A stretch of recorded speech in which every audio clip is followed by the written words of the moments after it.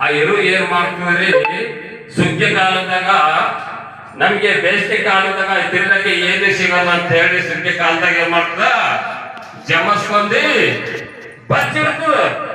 ಯಾಕೆ ಬಚ್ಚಿಡ್ತದ? ಆ ಸಮಯದಲ್ಲಿ ನಮಗೆ ಊಟ ಬೇಕಾಗ್ತದೆ ಎಂಬುದಾಗಿ ಬಚ್ಚಿಡ್ತದ.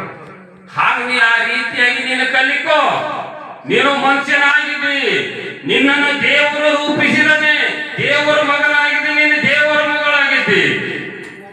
ಆದರೆ ಪ್ರಿಯ ದೇವರ ಮಕ್ಕಳೇ, ಅಲ್ಲಿ ಯೇಸು ಕ್ರಿಸ್ತನು ಮದುವೆಯ ಮನೆಯೊಳಗೆ ಹೋಗಿದಾಗ ಅವರು ಬಂದು ಡೋರ್ ಹೊಡಿತಿದ್ದಾಗ ಆ ಯೇಸು ಕ್ರಿಸ್ತ ದೇವರು ಏನ್ ಹೇಳಿದರು ಅವ್ರಿಗೆ ಗೊತ್ತಿಡಿದರ?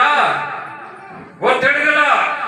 ನೀವು ಯಾರಿದ್ದೀರೋ ನಮಗೆ ಗೊತ್ತಿಲ್ಲ ಎಂಬುದಾಗಿ ಅಲ್ಲಿ ದೇವರು ಹೇಳಿದರು.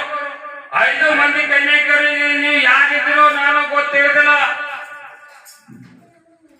ಯಾಕಂದ್ರೆ ಪ್ರಿಯ ದೇವರ ಮಕ್ಕಳಲ್ಲಿ ನಾವು ನೋಡ್ತಿರುವಾಗ, ನೀನು ಲೋಕದಲ್ಲಿ ಯಾವಾಗ ಸುರಕ್ಷಿತವಾಗಿ ಜೀವನ ಮಾಡುತ್ತೇವೋ ಅವಾಗ ನೀನು ಸತ್ಯ ದೇವರು ಯೇಸು ಕ್ರಿಸ್ತನನ್ನು ನೀನು ಕಂಡುಕೊಂಡು ನೀನು ರಕ್ಷಣೆ ಹೊಂದಿ ಬಾಳು ಎಂಬುದಾಗಿ ವಾಕ್ಯ ಹಾಕು.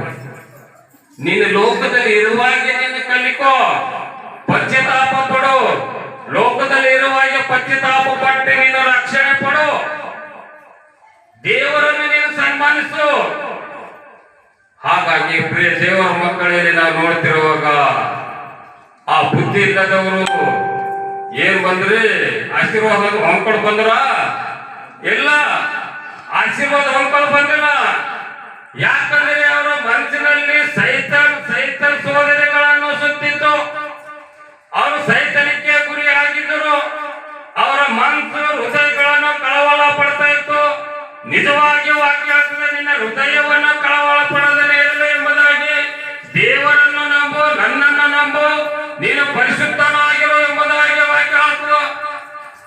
ಆದರೆ ಪ್ರಿಯ ದೇವರ ಮಕ್ಕಳಲ್ಲಿ ನಾವು ನೋಡ್ತಿರುವಾಗ ಪ್ರಕಟಣೆ ಭಾಗದಲ್ಲಿ ಹೇಳ್ತಿದೆ, ಪ್ರಕಟಣೆ 9ನೇ ಅಧ್ಯಾಯದಲ್ಲಿ 4ನೇ ವಚನದಲ್ಲಿ ಹೇಳ್ತಿದೆ, ಯವನ ಹಣೆಯ ಮೇಗೆ ಮುದ್ರೆ ಇಲ್ಲವೋ. ಮುದ್ರೆ ಅಂದ್ರೆ ಏನ್ರಿ? ಮುದ್ರೆ ಅಂದ್ರೆ ಏನು? ಯಾವನ ಹಣೆಯ ಮೇಲೆ ದೇವರ ಮುದ್ರೆ ಇಲ್ಲವೋ ಅವರಿಗೆ ಮಾತ್ರ ಸೈತಾನ ಪೀಡಿಸುತ್ತದೆ ಎಂಬುದಾಗಿ ವಾಕ್ಯ. ನೀನು ಲೋಕದಲ್ಲಿ ಪಶ್ಚಾತ್ತಾಪ ಪಟ್ಟು ರಕ್ಷಣೆ ತಗೊಂಡಿದ್ದಾದರೆ ನಿನ್ನ ಹಣೆಯ ಮೇಲೆ ಯಾರ ಮುದ್ರೆ ಬೀಳ್ತಿದ್ರಿ? ಯಾರ ಮುದ್ರೆ ಬೀಳ್ತದ? ದೇವರ ಮುದ್ರೆ ಬೀಳ್ತದ. ಯಾಕಂದ್ರೆ